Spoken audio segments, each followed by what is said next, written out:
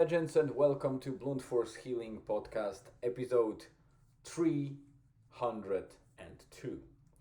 It's the video update number 80.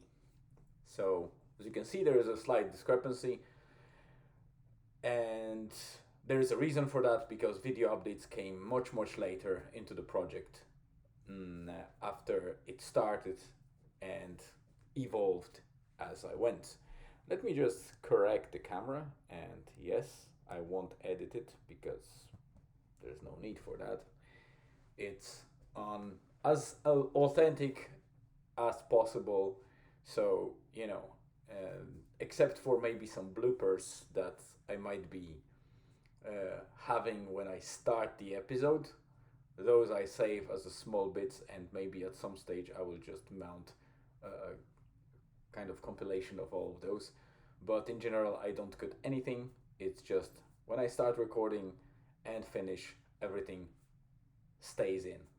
So yeah, the number 80 is a nice round number. I can't believe that it's actually 80 video updates, and I'm becoming more and more confident in recording those videos. It's been a pleasure of doing that, even though maybe not too many people are actually watching it. But across YouTube and Spotify video, there is a couple of watchers kind of looking at my beautiful face, and not sure if enjoying, but I hope enjoying the content that I provide. This is a journal and a blog, daily blog that happens, so it's definitely not something that you would consider entertaining from a perspective of, it's not a stand up, although it might sound sometimes like that. It's not anything like news, although sometimes I refer to things happening in the world or in Ireland, but it's not also a gossip channel. So, you know, it probably doesn't apply from a perspective of a content that can go viral. That's for sure. So it's even more difficult to keep going and difficult to do it if your only goal in mind is, I don't know, to build a brand or monetize it. Because let's be honest, a lot of people think about it as a priority. And that's why many people fail. And it's sad, but it's true. If your only goal is driven by ego and money, then unfortunately, while there are cases that are successful, the percentage of them is very small. So to build something, be it an Instagram channel or brand, or if you want to build something on YouTube or anywhere else in the real life, you need to have some higher purpose, or not a goal, but some sort of mission statement, as they call it, when you create brands and companies. And I'll be probably delving a little bit more into that topic in the coming episodes because I think it's time we cross that line of 300 episodes of me updating you mostly about the things that I do in life, some hikes for people that actually might like to go outdoors and enjoy um, our planet and nature. And if they do, then it might be valuable for them. The problem is that I'm in Ireland. I'm not sure how many Irish people watch me. There's probably a couple, but most of the views I can see are global. So even if I tell you about the hikes locally in Donegal County, it's fairly unlikely that you'll use that knowledge in the coming days, weeks, or maybe even years, unless you plan on traveling to Ireland in the short term. then obviously that might be useful. But again, I want to provide a value that it's not only siloed into Irish space, but also to be used outside. And we have a lot of trendy entrepreneurs, rich people, wealthy millionaires that are telling you how to build your successful brand or how to build successful business. Then you have a lot of trainings or courses about and from people that claim that they've helped others to build hundreds, thousands, or millions of views, subscribers on YouTube in usually a very ridiculously claimed short period of time, like in a month. Yes, it is possible. I'm not saying it's not. The real problem with that is, and that's mostly for people that probably didn't take on any of those courses and are considering on working with or taking the, you know, subscribing to access for those trainings. The problem is that most of those mentors or gurus are usually repeating other successful people. That's the first. And there's nothing bad about it. We all repeat somebody else that we learned from.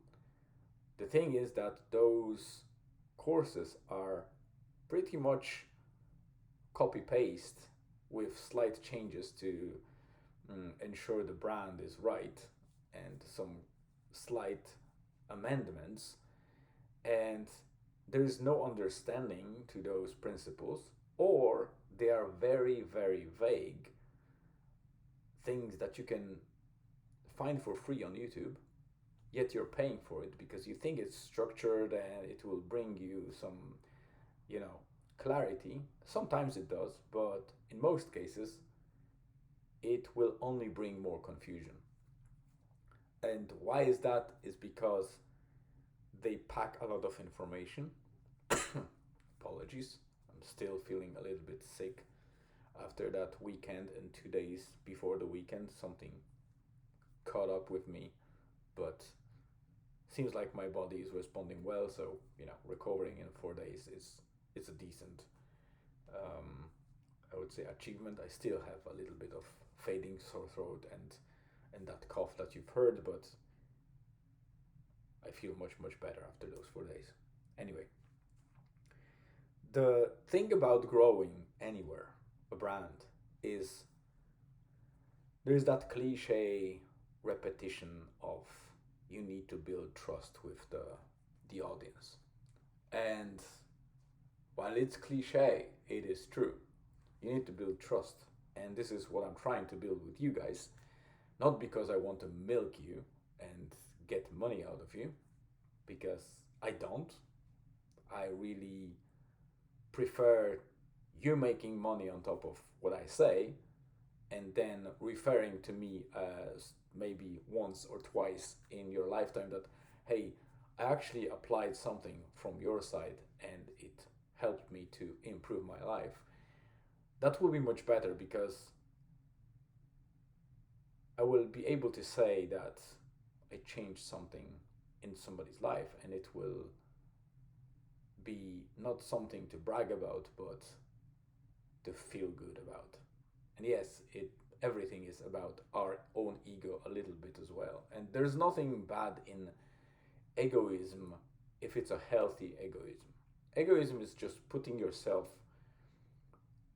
first in terms of making sure that you're able to grow and help others to grow, to evolve yourself so you can then help evolve others or protect others. And there's nothing bad about it. It's actually a key principle to do everything in life. And yet, we live in cultures that are promoting to be altruistic and you know, um, put others before yourself, or others good first to make sure that you help others, and then think about yourself, or they will help you. This is not how it works. A lot of people, and I see it generation to generation, especially on the older side, like parents, grandparents, they really push their limits and how much they can sacrifice to make sure that their children and grandchildren have a great start while themselves are deteriorating and eventually either die, which causes a lot of, you know, grief, and they actually leave more of a sadness after they go than they actually brought benefit to those people that they raised. And it's quite the opposite of what they were intending to do. It's not like their purpose was to cause grief and suffering, but in the end that's what they do. Or because of their approach of sacrificing everything and not and diminishing their role in that whole process, they make people less sensitive to their existence. So when they go, it's just a quick, I would say, it's sad but true. It's quick funeral, a little bit of memorizing those people, thanking them for what they did, and then just moving on. So it seems like they didn't exist. All those years, decades of sacrifice are going to nowhere. So this is the second scenario, which is very sad, but unfortunately, if you observe it right, you will see it. And there is a third scenario. And I think this is very similar to the first one. So the people sacrifice a lot, diminishing themselves or their health and deteriorating over decades by making sure that whatever the cost, their kids and their grandchildren or other people that they care about are lifted up and they grow well, and at some stage they don't die, they go into the mode where their health causes them to be a burden. So they start getting some serious illnesses, some conditions that are permanent, some acute, you know, sickness that causes them to either end up on a wheelchair or maybe in some care home if there is enough money in the family to put them in there, or if they have their own money to put them in there. But again, they become a burden for those people that they raised so they have a better life and don't need to care about the troubles, or they try to replace those troubles or remove them from the life of those that they raised, so they have a careless life just to be in the end the actual burden and the trouble for those that they raised. And the worst part is that some of those people actually think that, oh, I've put all my life into that, so now it's duty of those children to take care about me. How egoistic is that?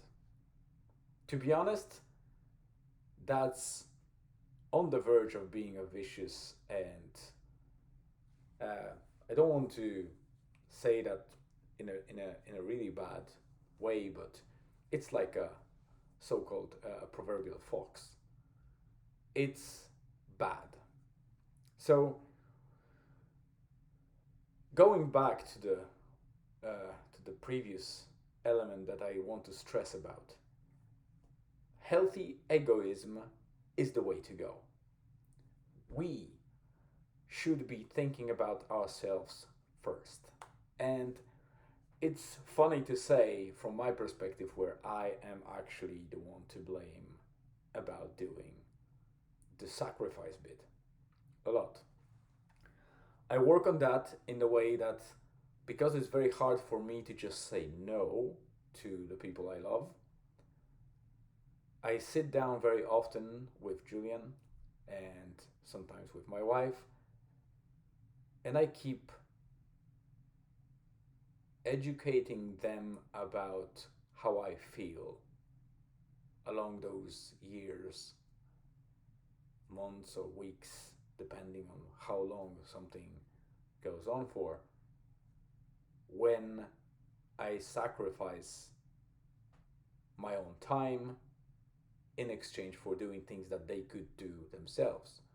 And I'm making them a double disservice because if there's something that they could learn by doing something themselves, they don't do it, so they don't learn it.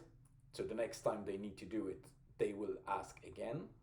So that's the first disservice. Second, if I would teach them that and they could do that themselves, I am saving on future time that I can spend on things that I really love or would like to do, but instead I will be called out multiple times in the future in the same format.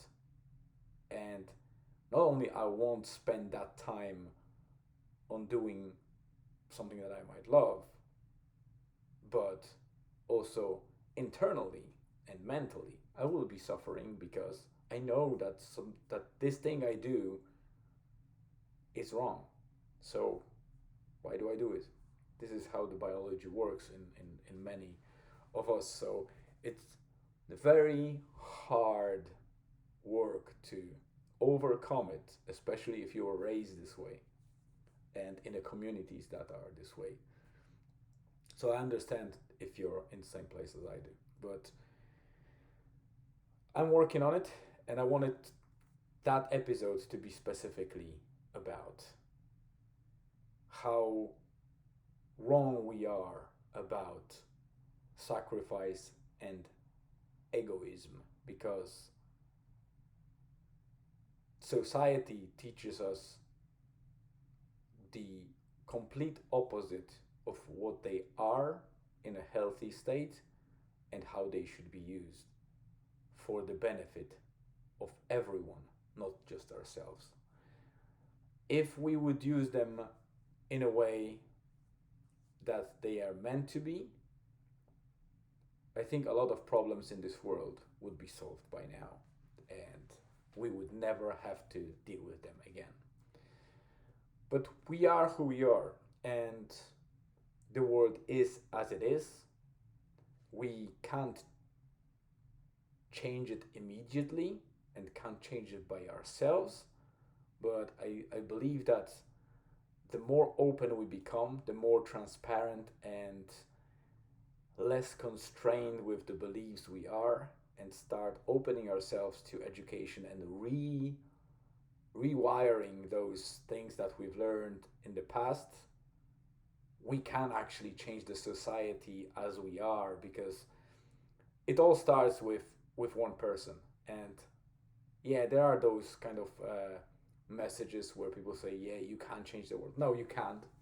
Really, technically you can't change the world by yourself, but yes, you can start the change, and you can infect others with that type of change and spread it, so it becomes more and more compounded and have the actual effect on, I would say, some region or area, and if it goes well, also on a global scale. So this is a thought that I want to leave you with today, and we are approaching about 20 minutes now. So quick summary of what is happening today, a regular update for the journal, is we are at 13:42, which is 1:42 p.m. Irish time, which is very early in comparison to all of my updates earlier on, and I am very glad that I'm doing this update now. So this recording is going straight away to YouTube and Spotify video and other audio podcasts, Spotify, Apple, Google, and others that it will be pushed towards. So that's the first improvement that I wanted to do, because yesterday I still did a very late post, but I was happy that Julian was still up because he kept me in check and we went to bed around midnight, which is bad for him a little bit, but it's good in the end because he slept enough to kind of cover that for one night, and it won't affect him as much. But if it affected me to go to bed early, it will reflect better on the whole family because that episode will be done. So I won't be staying in the evening and recording the podcast. So I can spend that time with the family, and we can go to sleep earlier or as normal together without me staying up and making potentially another slip into the late hours in the night.